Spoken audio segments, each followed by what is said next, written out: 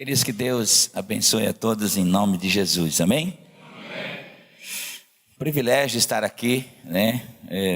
Hoje nós somos privilegiados, né? Quem pôde sair de casa, quem tem gasolina, mas eu tenho conversado com o Giovanni, a gente tem uma amizade, eu acho que aí por volta de uns 20 anos, né? E esses dias, não lembro bem a data, mas estive na casa dele, numa reunião familiar que tem lá, o pastor também estava lá, foi uma grande satisfação de conhecer pessoalmente, né? De ouvir falar, o homem é bem citado na nação, né?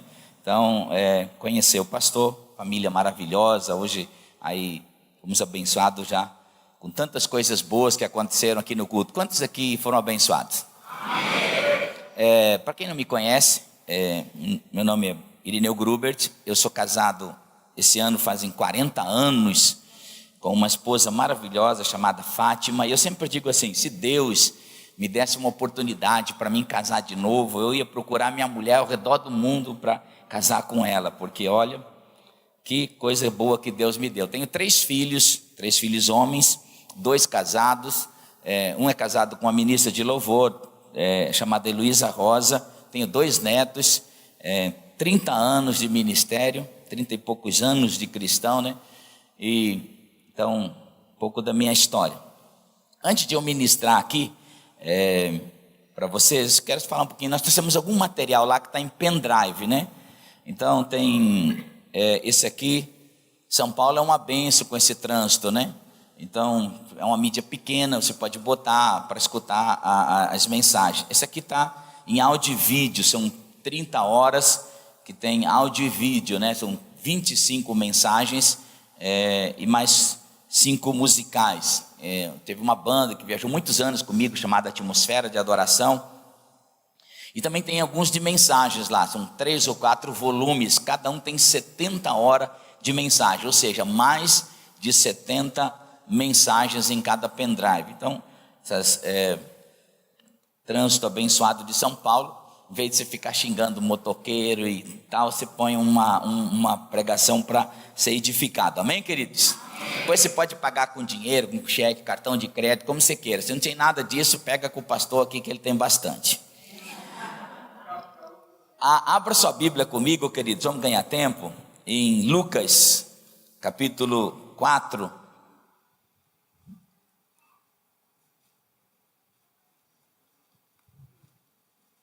Versículo 17 em diante.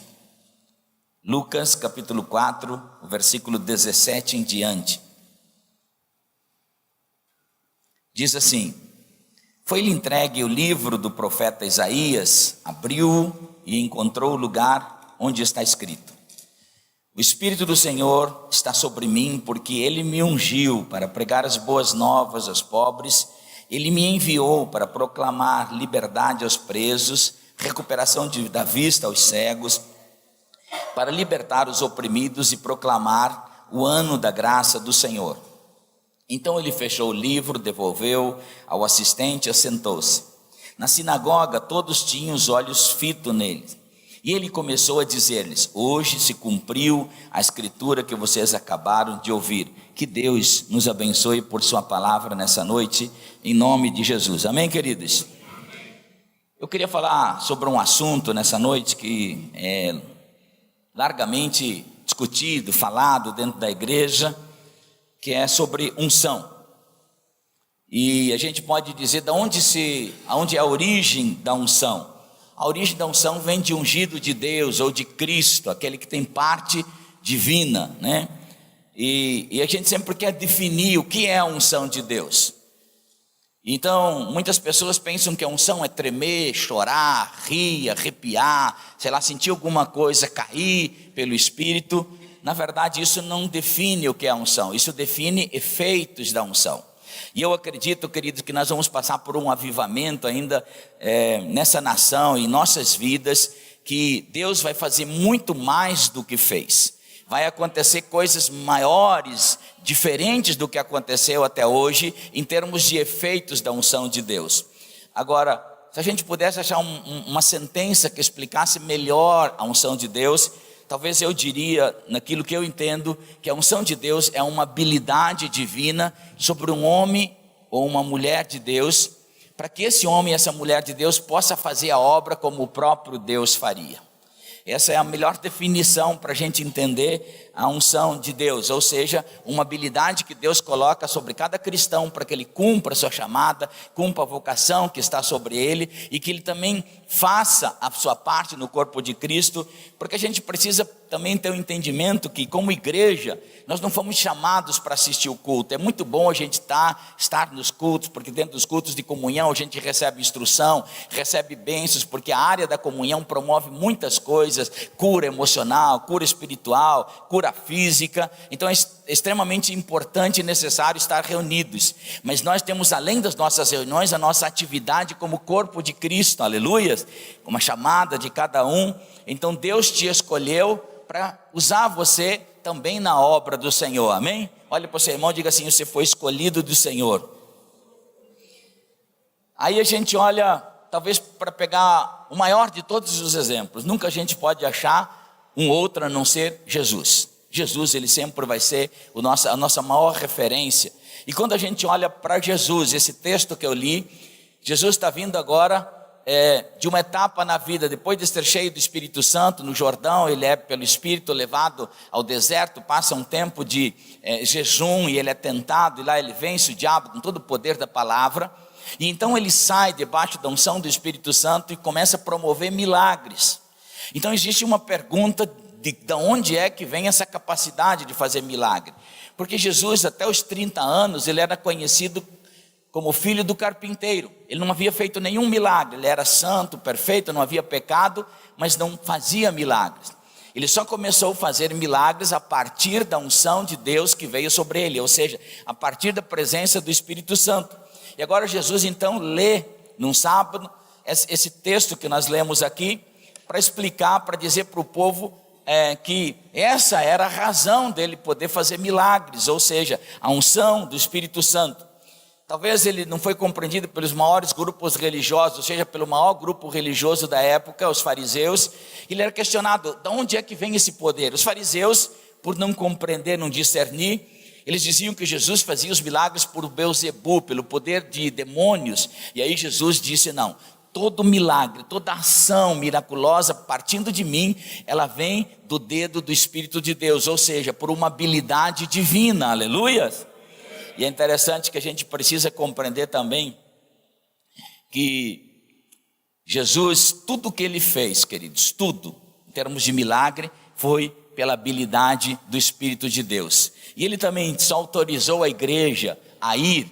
Ele disse, olha, vocês não vão fazer nada, vocês vão ficar lá em Jerusalém e vão buscar a presença de Deus, e eu vou rogar ao Pai para que o Espírito que esteve sobre mim também venha sobre vocês. E então só depois de você ser ungido, só depois de você receber essa habilidade de Deus, é que vocês vão como igreja fazer uma obra, não na vontade de vocês, não no efeito da carne de vocês, não no conhecimento de vocês, mas debaixo da unção, ou seja, debaixo de uma habilidade divina, aleluias. Então, queridos, talvez a primeira pergunta que eu queria fazer aqui essa noite é que quem aqui deseja a unção de Deus sobre a sua vida? Uma das coisas que a gente precisa compreender é que se eu desejo a unção de Deus, então eu também tenho que atrair essa unção para mim. Eu preciso desejar, eu preciso ter paixão por isso.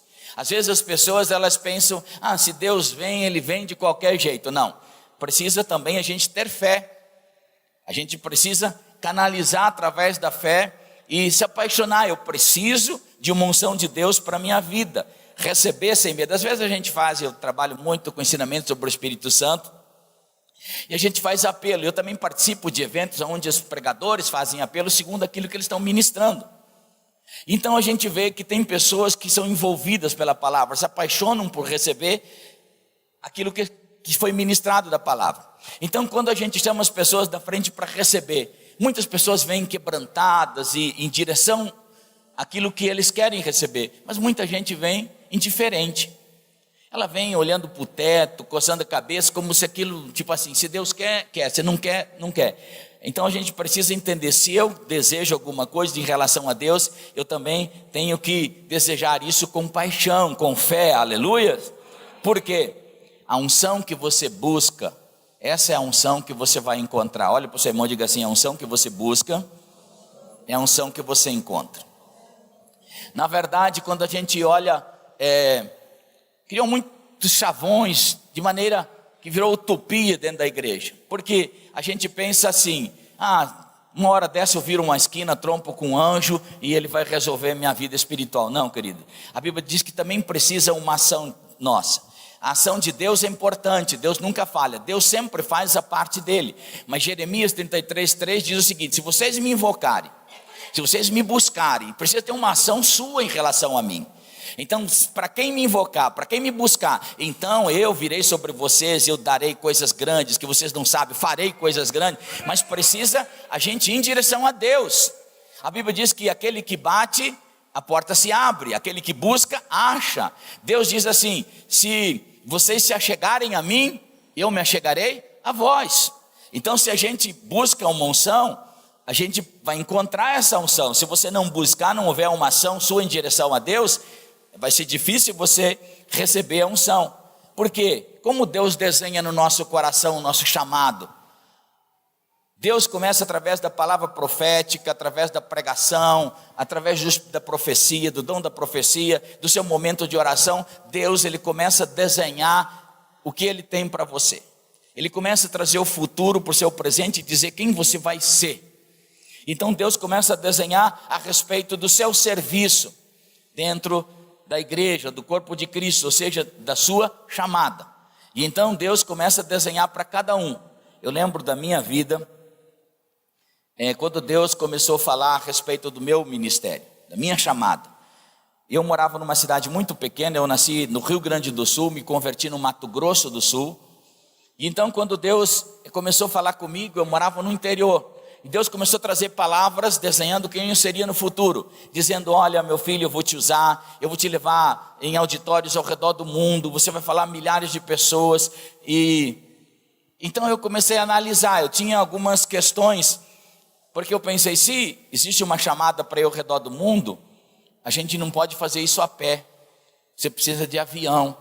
E queridos, naquele tempo, para mim subir num avião nem amarrado, porque eu tinha tanto medo de altura que assistir filmes de gente subindo em montanha ou coisa parecida, me suava as mãos, os pés, que eu tinha que desligar, não podia assistir filme, tanto medo que eu tinha de altura. Então eu pensei, dentro de um avião eu não vou de jeito nenhum. Como que eu vou cumprir uma chamada ao redor do mundo sem poder subir num avião? Outra coisa, Deus falava de coisas grandes, falar para grandes auditórios, e aí eu pensava, puxa, eu vou morrer de vergonha, eu não tenho essa capacidade.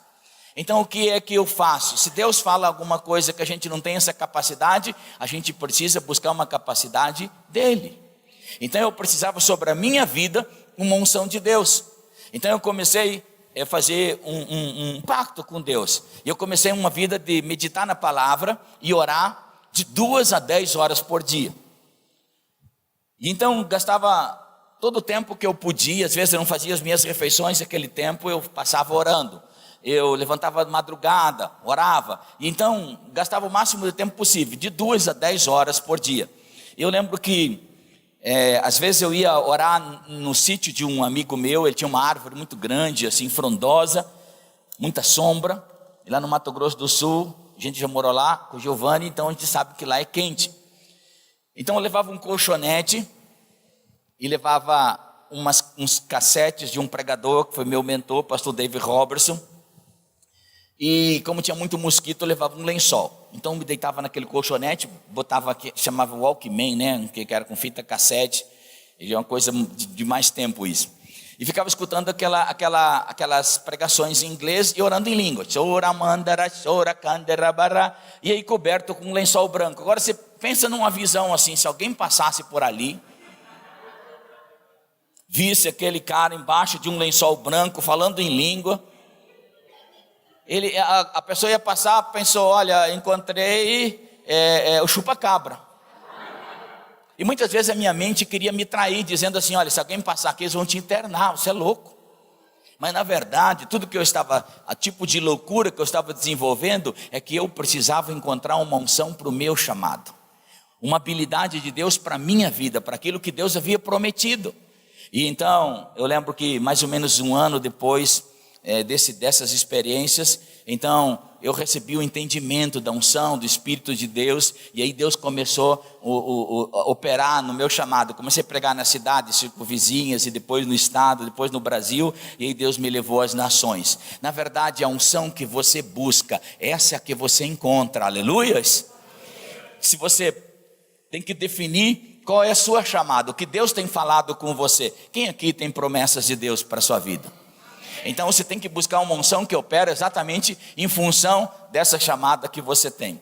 A unção que você respeita, essa é a unção que você atrai. Diga comigo, a unção que eu respeito é a unção que eu atraio.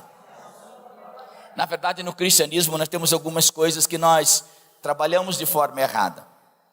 A maioria de nós não entende a unção que opera em nós. Por quê? Porque nós não sabemos a unção, não compreendemos, não respeitamos a unção que opera no outro. E é interessante que no cristianismo, tudo sempre será em favor do outro. O pastor aqui estava contando sobre o casamento de ontem, né? Pessoas servindo aqui. Essa é a função da igreja, viver em função do outro, aleluias. É interessante que Paulo, aos Coríntios, capítulo 11, quando ele ensina sobre a ceia do Senhor, mas eu acho que isso está mais no versículo 29, ele diz que por muitas pessoas não discernirem o corpo de Cristo, então muitas estão fracas, doentes, e muitos dormem. Agora, o que é discernir? Discernir é compreender com todo entendimento quem é o corpo de Cristo, é o outro. Então muita gente adoece, Paulo está falando na tríplice constituição que nós vivemos e somos criados, ou seja, corpo, alma, espírito. Doente é o físico, fraco é aquele que é de alma, é aquele que hoje a mãe de todas as doenças, elas são psicossomáticas, né? E principalmente doença da depressão. Muita gente dorme. O que é dormir? É que às vezes tem uma revelação de Deus, está caindo uma revelação de Deus que aquela pessoa não entende. Quantas às vezes a gente prega e as pessoas dizem, pastor, que bom que você pregou sobre isso. Eu falei, não preguei sobre isso, eu preguei contra isso. Então a pessoa entende tudo de forma errada, ela está dormindo. Por quê? Porque não discerne o corpo de Cristo. Discernir às vezes a gente pensa assim na ceia, eu vou comer o pão e beber aquele cálice de suco, e os dois representam o corpo e o sangue de Jesus, mas o mais importante para Deus é como você vive até tomar a ceia.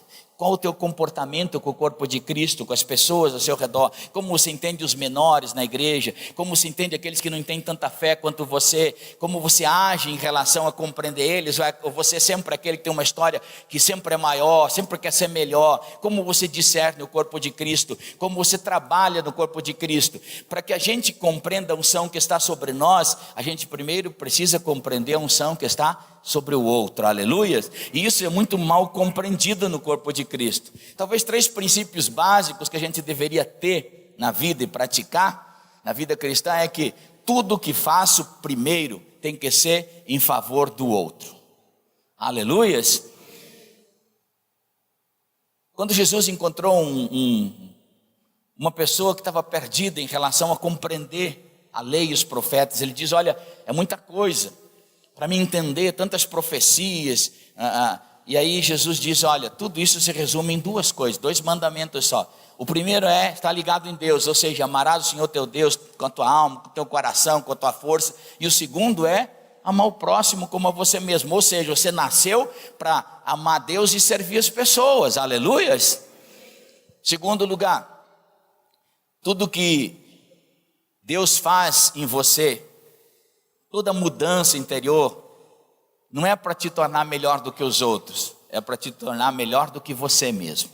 Você não está competindo com ninguém no reino de Deus, aleluias. Terceiro, eu não sei tudo, por isso eu preciso do outro. Às vezes as pessoas ligam, escrevem para o nosso ministério, pastor, você sabe tanto de Bíblia. As pessoas acham que a gente sabe tudo, entende de tudo. Pastor, você sabe tudo de Bíblia, então fala isso para mim. Eu já começo dizendo o seguinte, irmão, primeiro que eu não sei de tudo. Por que eu não sei tudo? Porque Deus jamais dará isso a um homem. Por isso que nós somos corpo. Eu não sei tudo porque eu preciso do outro dentro do corpo de Cristo, aleluia. Para mim entender uma unção que está sobre mim, eu preciso respeitar e entender que muita gente vai ministrar sobre minha vida. Eu preciso do outro. No corpo de Cristo é assim. Olha para o seu irmão e diga assim, eu preciso de você, irmão. Nossa experiência, ela não pode ser só emocional. Nós temos que ter experiências espirituais como igreja, aleluia. Nós temos que ter uma experiência sempre sobrenatural, ou seja, miraculosa. Nós temos que ser uma igreja que atrai aquela unção de milagres. Cada vez a vida vai ficando mais moderna, e quando a gente vai trocando de automóvel, a gente vai pegando carros melhores e a gente vai pegando carros automáticos. E aí é tão fácil, né? O carro automático você usa o pé esquerdo só para subir no carro, né? Não tem mais aquele negócio de... daí quando você pega um outro carro que tem que fazer marcha, você chega no sinal, freia, apaga o carro, né? Você fica automático. Muitas vezes na igreja, a igreja também fica meio no automático. Ela vem por culto, canta, recebe uma palavra, mas já não é mais aquela igreja de ação. E nós temos que entender, queridos, que nós somos uma igreja que nós temos que atrair os milagres. Nós temos uma unção sobre nós, porque o Espírito de Deus está sobre você, aleluias. E nós temos que ter uma igreja que atrai milagre. Eu não vi hoje aqui, mas muitas vezes eu vou numa igreja pregar, e antes de eu pregar, o pastor lá recebe bilhetinhos para orar pela parente, não sei de quem, que está não sei quantos quilômetros de distância, para orar pela mãe, não sei de quem, e assim vem um bilhete. E eu fico imaginando assim, que ali não é simplesmente uma oração e amém. A Deus deu a capacidade daquela igreja exercer milagres, aleluias. Então quando a igreja ora aqui, que o pastor vai orar por alguém que está doente num hospital, queridos, nós temos limite, mas o Espírito de Deus não tem, aleluias. Deus está dando uma oportunidade daquela igreja atrair milagres, não vai ser só uma oração, vai acontecer um milagre, aleluias. Eu lembro que eu estava no Rio de Janeiro, fazendo uma cruzada num ginásio, na região de Campo Grande, e uma mulher de uns 70 e poucos anos, ela fora curada, ela é extremamente cega, e ela foi curada. Queridos, milagres não se explicam. Você nunca vai conseguir achar uma palavra para definir um milagre. Por isso que a Bíblia diz que fosse achar palavras para definir milagres e o que Jesus fez, não teria papel para escrever isso. Então a gente pode falar, mas milagre ele é vivenciável, mas explicável ele é difícil. E aí aquela mulher estava tão feliz, mas era assim radiante aquela senhora, e ela pegava no meu rosto, ela falava: meu, como você é bonito. Eu falava: eu vou orar para você outra vez, parece que Deus não te curou bem. E aí eu olhei para aquela senhora, veio os parentes dela, né, filhos, netos e tal, e eu pedi para ela: aonde você estava quando eu orei? Ela mostrou, estava talvez uns 30 metros de distância de mim. Eu disse: mas não é minha mão que alcançou lá. Então isso é obra do Espírito de Deus. Queridos, quando nós atraímos os milagres, nós temos limites, mas o Espírito de Deus não tem. Aquele que está sobre nós, ele não tem limite, aleluia. Eu trabalhei muito fora do Brasil como evangelista. Então eu trabalhei em muitos países da África, toda essa América Latina, América Central, trabalhei muito como evangelista. Eu estava ensinando lá em Santa Cruz de la Sierra, nós íamos ter uma cruzada num estádio chamado Atahualpa Aguilera. É um estádio maior da cidade, o maior do país. Iam estar milhares de pessoas nessa conferência. E nós tínhamos uns 600 pastores envolvidos nessa cruzada. E eu estava ensinando eles antes da cruzada sobre fé. Tínhamos um seminário para pastores sobre fé. E o último dia que eu estava ensinando, dentro de um templo da primeira igreja batista, aí eu olhei lá na porta, tinha uma mulher com uma criança nos braços, e os diáconos parece que meio querendo impedir ela. Eu não sabia o que estava acontecendo. Na verdade aquela criança estava morta, e então os diáconos estavam dizendo que era melhor necrotério, ela achando que era melhor a igreja. E aí eu fiz um sinal para deixar vir. E aí quando ela chegou perto, ela falou: pastor, meu filho está morto.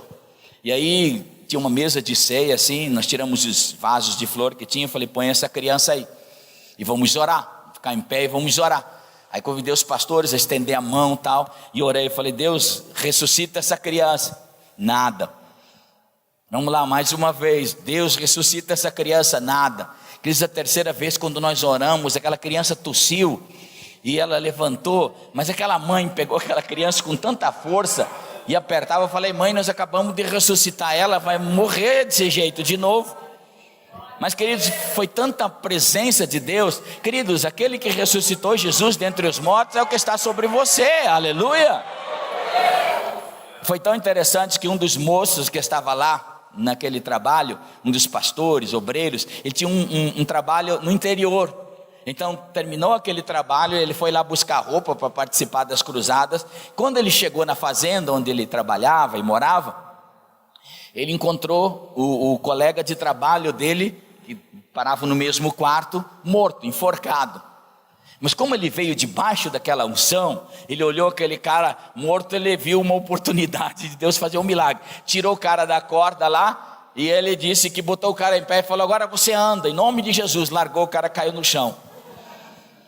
Aí levantou de novo: vai andar em nome de Jesus. De novo o cara caiu. Ele falou: não, você vai cair aqui até andar. E na terceira vez que ele orou, a pessoa saiu caminhando. Queridos, nós vamos viver tempos na igreja do Brasil em que vai haver ressurreição de mortos, milagres, aleluias. Por quê? Porque o Espírito de Deus está sobre ti, aleluia.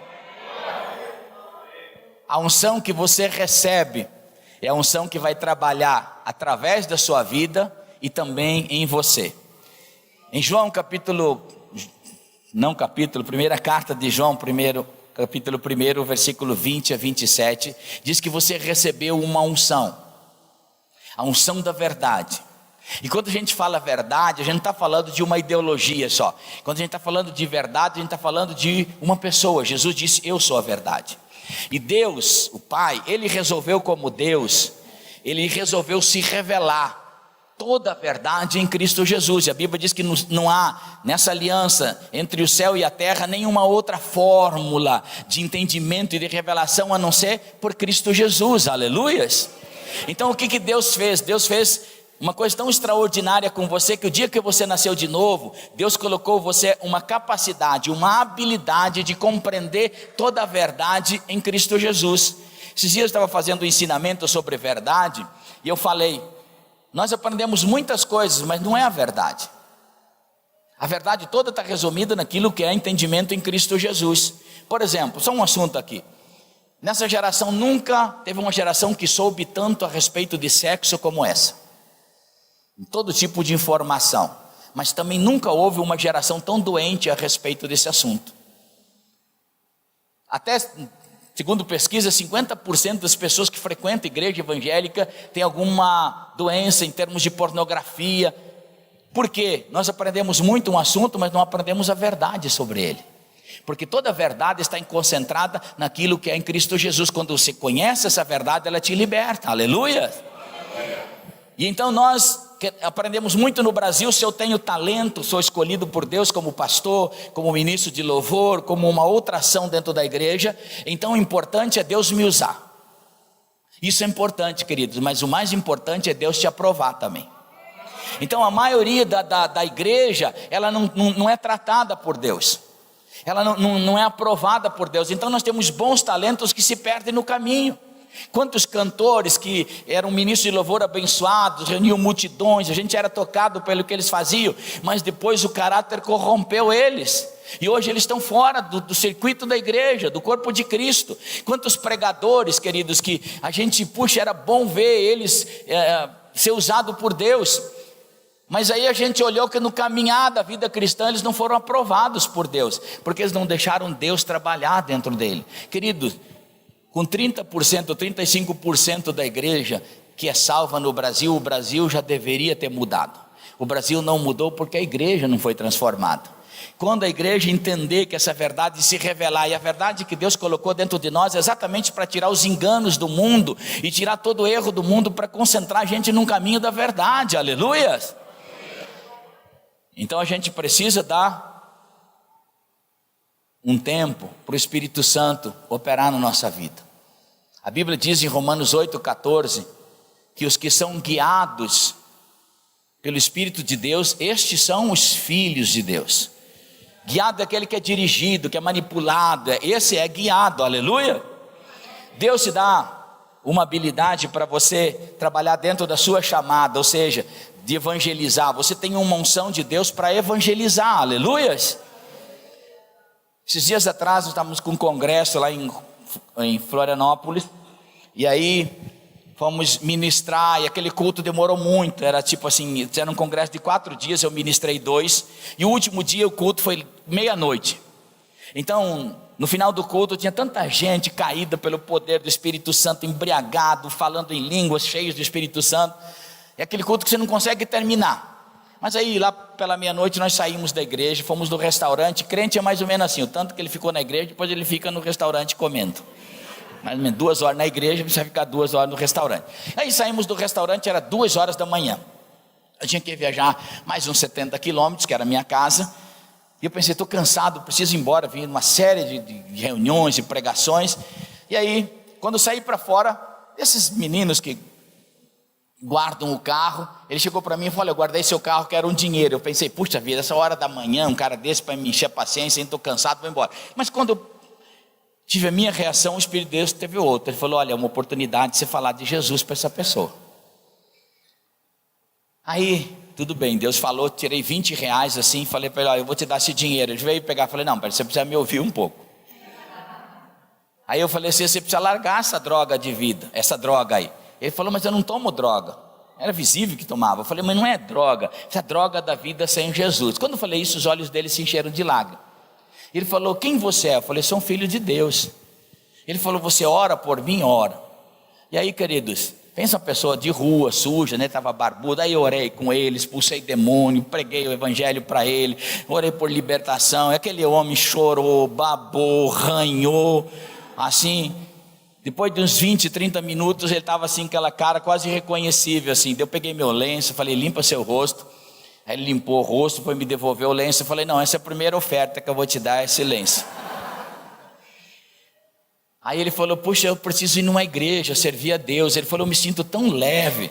Eu falei: esse é o jugo que Jesus te dá, manso, suave. Agora, não é esse jugo pesado que o inferno te deu. Aí eu peguei meu carro, fui. Aí estava lembrando assim na estrada: queridos, nós não precisamos de 4 paredes, nós não precisamos só de um templo para pregar o evangelho. Aonde você estiver, você tem uma unção de Deus, aleluia. Porque aí eu fiquei imaginando na rua, 2 da manhã, nada espiritual, mas a unção de Deus está sobre nós, aleluia. Segundo a sua chamada, Deus tem uma unção para te habilitar. Quando a gente olha para a história da fé, em Êxodo capítulo 35, do versículo 25 em diante, fala sobre uma habilidade de Deus, uma unção de Deus sobre mulheres, para trabalhar com fios, de uma unção de Deus sobre homens, para trabalhar com pedras preciosas. Aí você vê que Deus dá uma habilidade para você. Queridos, você não veio nessa terra só para nascer, viver, sobreviver, morrer. Deus deu uma habilidade para você ser um resolvedor de problema, aleluias. Você precisa entender que para você prosperar, você precisa de uma habilidade de Deus, aleluia. Deus te deu, onde Ele te coloca, você é um solucionador de problemas. Às vezes as pessoas pensam: não, negócio é negócio, Deus à parte. Então assim, e se Jesus vier buscar a igreja o dia que você está negociando? Não, Deus não separa essas coisas. Onde nós somos filhos de Deus ungidos, aleluias. E a última coisa que eu vou falar aqui, já vou terminar, meu tempo corre. Deus te deu uma unção que até para prosperar você precisa de unção de Deus, aleluias. Agora, o que é prosperidade? Aí a gente já pensa: puxa, tem tanta coisa errada a respeito da prosperidade. Queridos, quando existe engano sobre um assunto, a gente não deve deixar de falar a verdade sobre esse assunto. Então, na verdade, quando a Bíblia fala em prosperidade, quando a gente olha as 2 palavras que definem ela na Bíblia, no grego a palavra é eirene, né, que quer dizer tudo bem ajustado. No hebraico a palavra é shalem, ou seja, shalom, paz, que quer dizer tudo inteiro. Você já cumprimentou alguém com a paz do Senhor, a paz, shalom? Você já cumprimentou? Você sabia que é uma palavra profética, você está dizendo? Um judeu, quando olha o outro e cumprimenta e fala shalom, sabe o que o judeu está dizendo? Meu irmão, Deus tem tudo inteiro na sua vida, não tem nada quebrado, aleluias. Então quando nós como igreja estamos falando a paz para alguém, shalom, a paz do Senhor, nós estamos dizendo: meu irmão, Deus tem tudo inteiro na sua vida, Deus não tem nada quebrado, aleluia. Olha para o seu irmão e diga assim: Deus tem tudo inteiro para você. Aleluias. É interessante que essas palavras, ela definem na Bíblia, principalmente aquilo que nós gostamos, né? Que é a palavra bem-sucedido, bem-aventurado, próspero, feliz. E não está falando só de dinheiro, está falando de tudo o que você faz, até na sua excelência de servir a Deus, você ser bem-sucedido na sua chamada, no serviço que Deus colocou sobre a sua vida. Agora, para a gente ganhar dinheiro, a gente precisa entender alguns fundamentos. Quantos aqui gostariam de prosperar? Hoje eu vi o pastor aqui falando que nós precisamos prosperar para enviar missionários. Aleluias! Então existem 4 fundamentos na vida de uma pessoa para ela prosperar. O primeiro é trabalhar. O segundo é administrar. Tem gente que trabalha, mas não administra, também não vai para frente. Terceiro, depois de administrar, você precisa aprender a multiplicar. Tem gente que recebe uma herança, mas não sabe multiplicar, não aprendeu. E o quarto é aprender a semear. Se você aprender esses 4 princípios, trabalhar dentro dele na vida, nós vamos falar sobre isso aqui nessa noite, mas esses são os princípios de uma prosperidade na área financeira. Mas a Bíblia diz em Deuteronômio 8, 17 e 18, nunca diga que foi a minha habilidade, e essa palavra habilidade e unção é a mesma.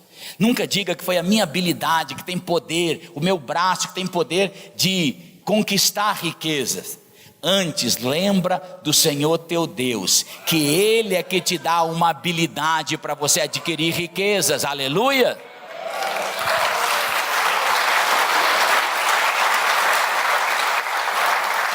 O Espírito de Deus está sobre você. Agora você tem que entender sobre a dependência de Deus. Deus te habilitou. Queridos, o mundo cada dia vai pior. Mas você pode ser uma pessoa preservada por Deus, aleluias. Você pode prosperar. Quem aqui entende que 2018 vai ser um ano melhor? Então o Espírito de Deus está sobre você, aleluia. E eu quero ser um profeta para terminar aqui. Eu queria que o tecladista nos ajudasse aqui.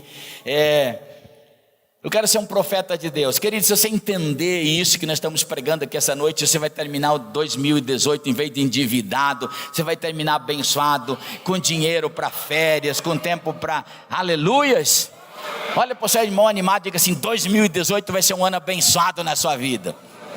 Agora olha para o outro lado e diga assim: vai ser o ano para você. Aleluias. Glória a Jesus. Queridos, quando a gente olha para Jesus, seus 3 anos e meio de ministério debaixo da unção do Espírito Santo, Ele ministrou para milhares de pessoas. Ele curou leprosos, aqueles que eram afastados do convívio da família, do convívio pessoal com pessoas.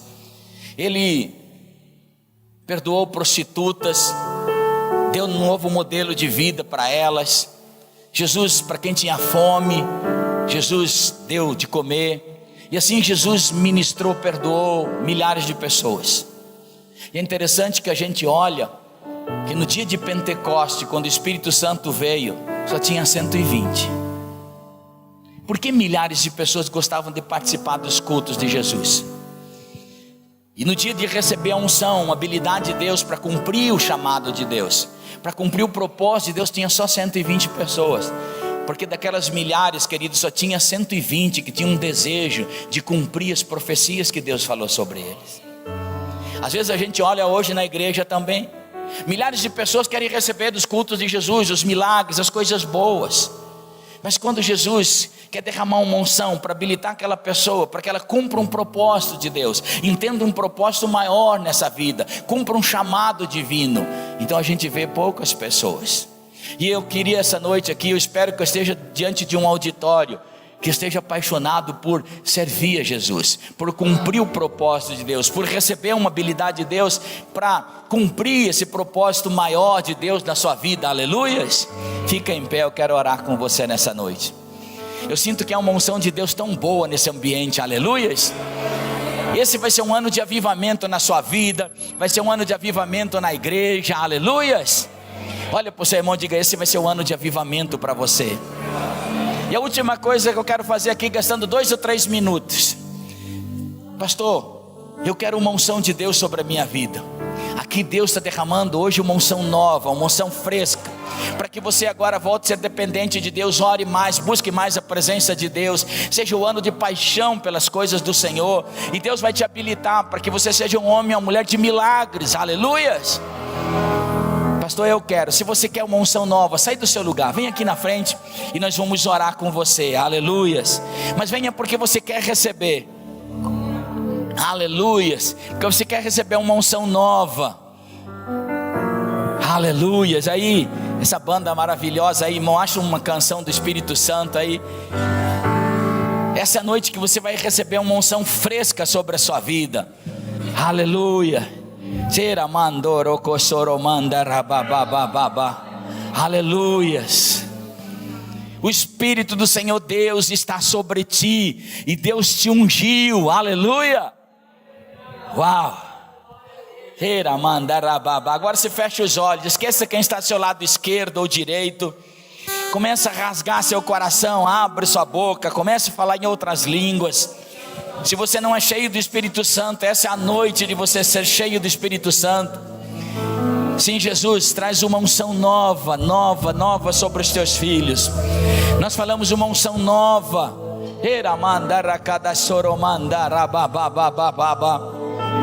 Sopra, Jesus, aqui está a tua igreja, o teu povo, os teus escolhidos. Aleluia, aleluia, aleluia.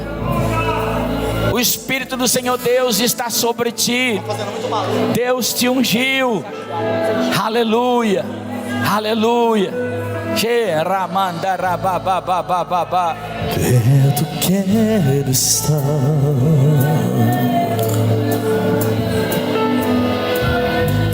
junto aos teus pés.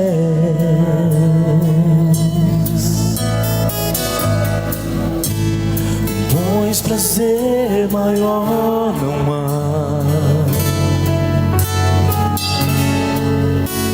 que me render e te adorar.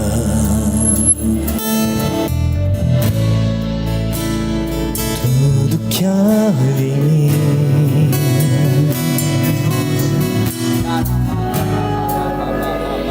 quero te ofertar.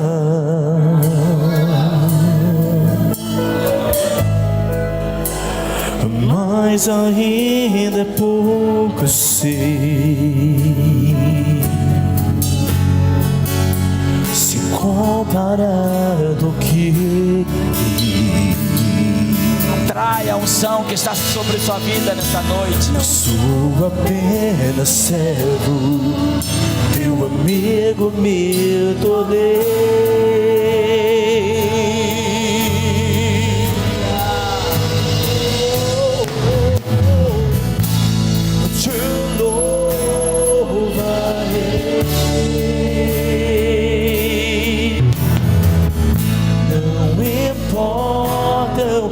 Circunstância,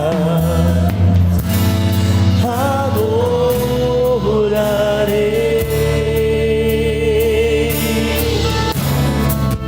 somente a ti, te louvarei. Oh, oh, oh, te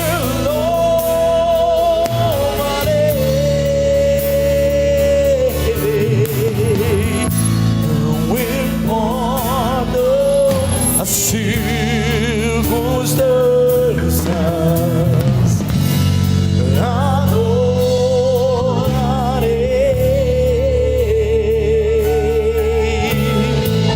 somente a ti, te louvarei.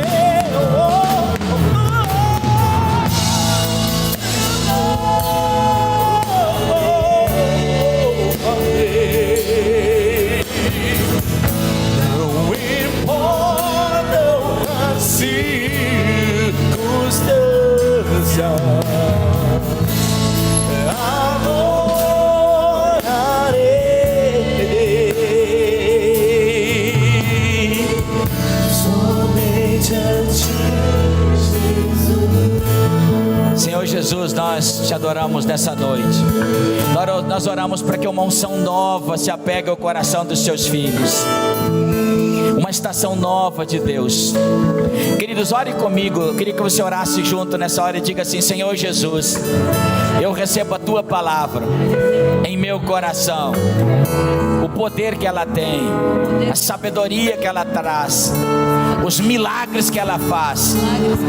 Eu recebo hoje uma unção nova sobre a minha vida, e a partir de hoje uma nova estação de Deus começará na minha vida. Eu recebo um milagre em nome de Jesus. Amém.